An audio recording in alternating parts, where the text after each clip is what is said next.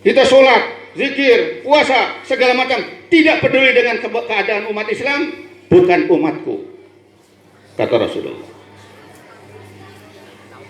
Makanya saya sering ngomong, kasih tahu orang tuanya kalau ada pemilihan, jangan pilih orang-orang yang kafir untuk menjadi pemimpin kita. Jangan milih orang yang mau jadi pejabat, orang yang gak benar. Pilih orang soleh, pilih orang muslim. Ini mentang-mentang dikasih duit 100.000, walaupun dia PKI dipilih. Itu fakta banyak. Akhirnya hari ini kayak apa kondisinya? Pelecehan terhadap agama. Rasulullah digambar wajahnya dengan wajah babi. Muhammad, luar biasa, mengerikan. Yang saya tahu paling mengerikan di masa sekarang ini dari beberapa presiden. Dan itu tidak pernah ada yang dipenjara. Dibiarkan begitu, suruh menghina Islam, suruh menghujat Islam, suruh menghujat Nabi, para kiai, para habaib. Satu pun tidak ada yang dipenjara. Ini di mana pengorbanan kita kemudian yang dibutuhkan? Yang santri cari ilmu sebaik-baiknya. Pegang niat lurus untuk li'i'lai kalimatillah. Jangan minggir. Jadi pejabat boleh, jadi DPR boleh, jadi menteri boleh, jadi apapun boleh. Silahkan cita-cita yang setinggi-tingginya.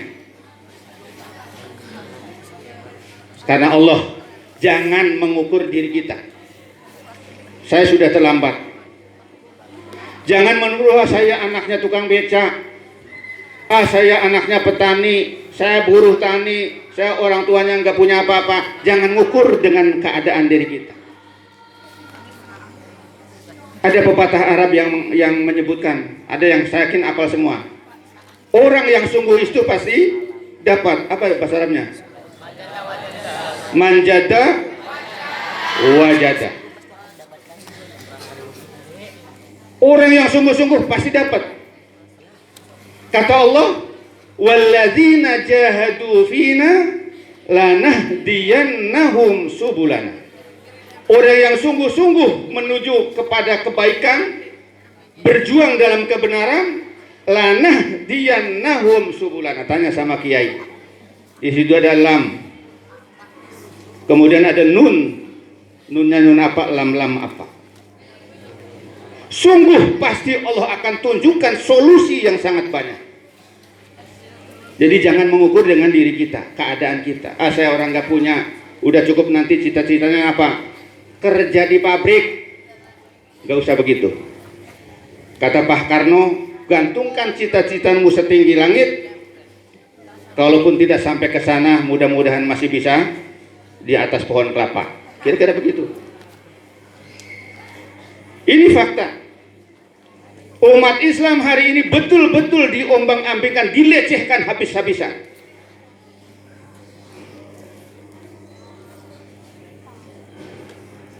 Tidak tahu 5 tahun ke depan akan jadi apa Indonesia kalau terus seperti ini. Umat Islam tidak peduli dengan keadaan umat Islam. Kita merasa sudah baik, pakai sorban, pakai jubah, sholat, zikir, segala macam. Tapi masa bodoh dengan keadaan umat atau bangsa. Ini sangat penting bagi saya. Walaupun kalian masih anak-anak, kalian mulai mengerti keadaan bangsa yang sekarang terancam akan dilibas oleh PKI. PKI di mana-mana berani. Di mana-mana luar biasa. Unjuk gigi. Ketika umat Islam bikin salah sedikit saja langsung dipenjara. Enggak salah difitnah, dipenjara. Bila perlu dibunuh.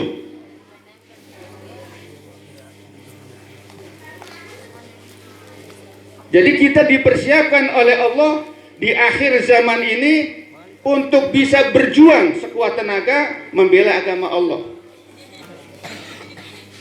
Sekali lagi untuk santri, berjuangnya adalah mencari ilmu dengan niat yang seluruh-seluruhnya.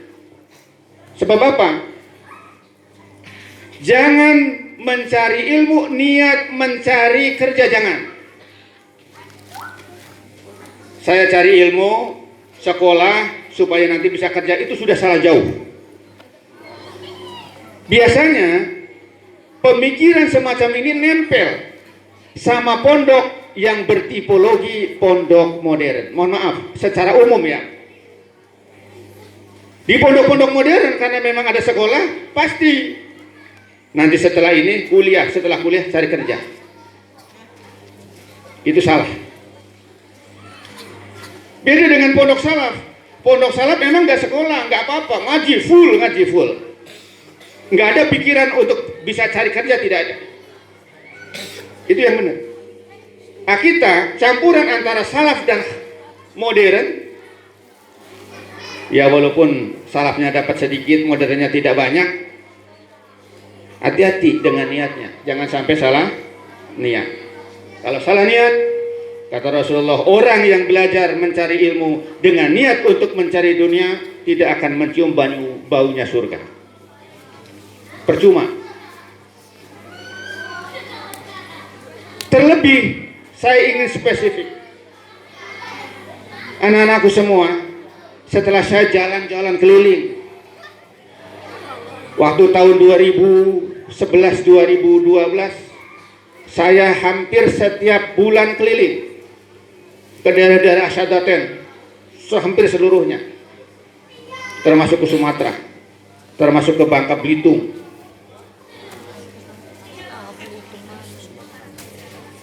Asyadaten itu butuh kita semua.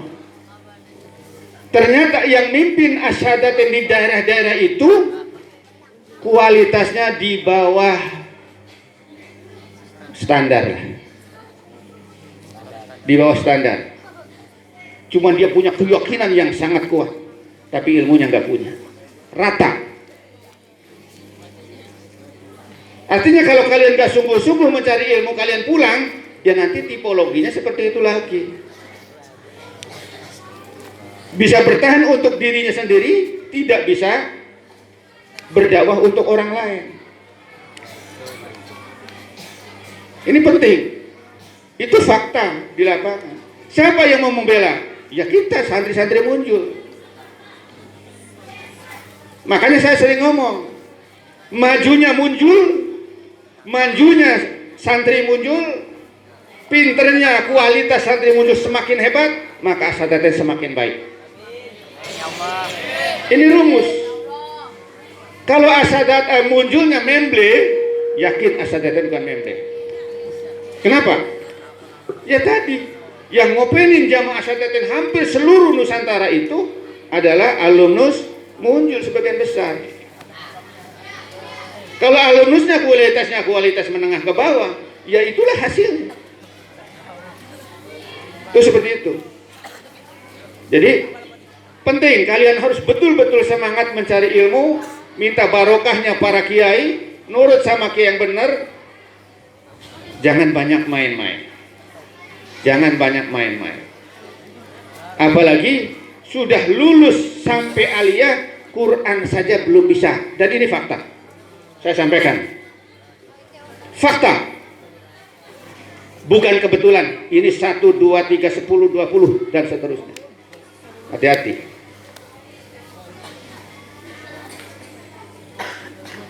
Jadi ayo benar betul kita bangun muncul ini supaya kualitas yang dihasilkan dari muncul produknya produk unggulan. Jangan sampai produk KW. Dari muncul santri pakai peci aja enggak. Ada yang begitu? Santri muncul enggak pakai peci ada enggak? Mohon maaf nih, saya contohin. Santri muncul pulang kampung, mohon maaf kalau ada yang tersinggung, saya ngomong apa adanya. Pakainya apa? Lujin, kaos ada gambarnya, gambar apa nggak tahu. Pakai jaket yang ada contongnya, rambutnya ini cepak, ininya panjang. Ini fakta. Apa ya seperti itu? Kira-kira kalau sampai di mobil kalian berpenampilan begitu, Ada nggak yang menyebut, wah santri muncul? Ada nggak? Nggak bakalan. Ini anak pang dari mana? Itu pasti seperti itu. Jadi kalian tidak bisa memberikan contoh kepada orang yang melihat kita. Sementara santri itu, saya berulang-ulang ngomong bahwa santri, pelajar itu the best human material. Ngerti? Ngerti semua, ya yakin? Ngerti? Santri itu the best human material, bahan manusia terbaik. Santri, coba lah ya teman kalian yang nggak sekolah, nggak mondok, kira-kira mau apa? Macul, paling-paling dagang cipeng, dagang cilok, nggak ada harapan lebih, nggak ada. Tapi kalian yang belajar, baik sekolah maupun antri, ada harapan. Dan kalian adalah bertanggung jawab kepada mereka semua. Jadi mohon maaf kalau saya sebutkan the best human material, bahan manusia terbaik. Belum jadi manusia tapi bahan. Habis. Oke. Ya, baik. Sedikit lagi karena sudah mau iklan. Sedikit lagi. Saya ingin mengingatkan kita semua. Kita tahu dunia luar. Walaupun kalian saya yakin punya Android, tapi saya takutnya nggak baca berita yang penting. Bacanya apa?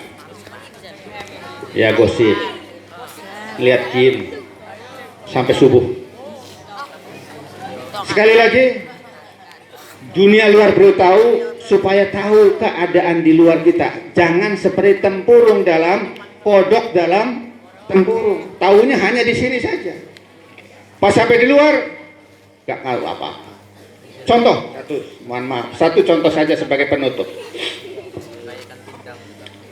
Kita harus bisa memprotek warga Asadaten dari serangan orang lain. Contoh, ada pengajian, membaca syahadat itu wajib. Ini dalilnya. Kita tahu itu. Yang diajarin oleh kita, oleh Santri Kiai Mujul itu. Ini kitabnya di Ummul Barohin. Kalimatnya begini: wajib membaca syahadat seumur hidup minimal sekali. Wajib. Yang dibawa kita itu. Setelah keluar ngomong sama orang lain, kita tahunya cuma itu. Orang lain ngomong, loh ini gimana?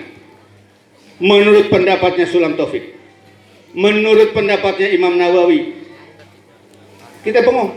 Emang ada dalil itu? Kecelek gitu. Makanya perlu komparasi, perlu perbandingan. Ini pendapat yang menolak, yang boleh tidak bersyahadat. Ini pendapat yang harus bersyahadat. Bagaimana analisanya, kesimpulan kiai disampaikan ke santri. Jadi kita lengkap. Jangan gagah dengan satu dalil, ternyata ada dalil yang lain yang beda dengan tujuan kita. Itu makanya perlu komparasi. Saya berharap seperti itu, pengajian-pengajian itu ada analisa. Untuk yang sudah mungkin kelas 3 aliyah lah. Sehingga cara menghadapi lingkungan yang nanti mungkin akan menyerang kita, kita punya senjata lengkap. Kira-kira semacam itu ya. Anak-anakku semua, mohon maaf sudah terlalu malam barangkali. Jam 22.53. Jadi saya hampir 1 jam. Karena tadi jam 22:07 saya mulai. Gini saja terakhir sebagai penutup, saya berdoa untuk kita semua. Ayo bareng-bareng kita senantiasa berdoa. Allahumma a'izzal islama wal muslimin. Mudah-mudahan Allah menguatkan Islam dengan orang-orang Islam. Indonesia begitu mengerikan ke depan. Orang Islam banyak, tapi KTP-nya. Menurut orang pendeta dari S3 dari Australia, menurut beliau, umat Islam di Indonesia itu cuma 18% yang bisa diperhitungkan. Yang selebihnya dianggap tidak penting. Artinya apa? Siapa yang 15% ini, yang 18%? Ternyata orang-orang yang memang punya power dalam dunia, dalam pemerintahan, dalam publik. Sementara kiai-kiai di kampung yang nggak tahu. Karena yang mereka hitung sudah mereka kalkulasi, umat Islam Indonesia yang bisa diperhitungkan cuma 18% dari 85%. Jadi mengerikan. Mereka sudah punya kalkulasi yang sangat luar biasa.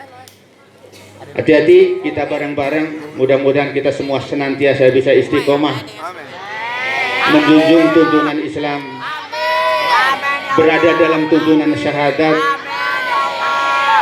terus dalam istiqomah menjalankan kebenaran. Amin ya robbal alamin. Itu saja.